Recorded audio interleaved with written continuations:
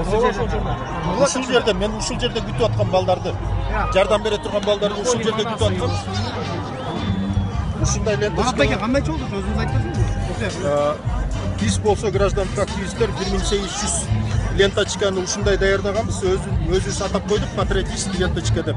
Жана бул жерден студент балдар, жардам бере турган студент балдарды күтүп жаткам. Жана пакеттин ичинде элге даже тарата элек болчумун. Мени колдон кармап алышып, экөө алда турган милициянын автобустары ошол мен сурай баштадым, эмне үчүн кармадыңар десем, сурашты, түшүнүк кат берип коебуз, бул жерде эмне кылып атасыңар, эмне үчүн келдиңер деп, максатыңар эмне деп. Анан барып отурдум, жөнөкөйлөп түшүнүк кат жаздым. Бир маалда болсо ушул менин кармоомду тартып жаткан Аскат, тартып жаткан мониторинг жасап аткан менин досумду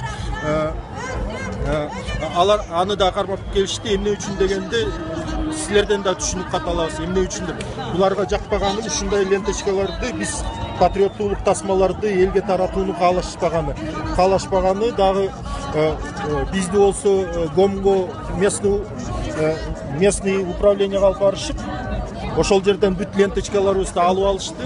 Жана эртең беребиз деген сөз беришти. Канча дана алып калышты эми? Ал жерде 1800 дана бар болчу, 2000ге жакын.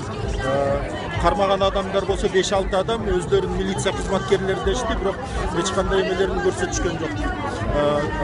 Өздөрүнүн удостоверенияларын, ким экендиктерин көрсөтүшкөн жок, бирок милиция кызматкери экени билинип турду. Анткени милиция автобусунда кармашты.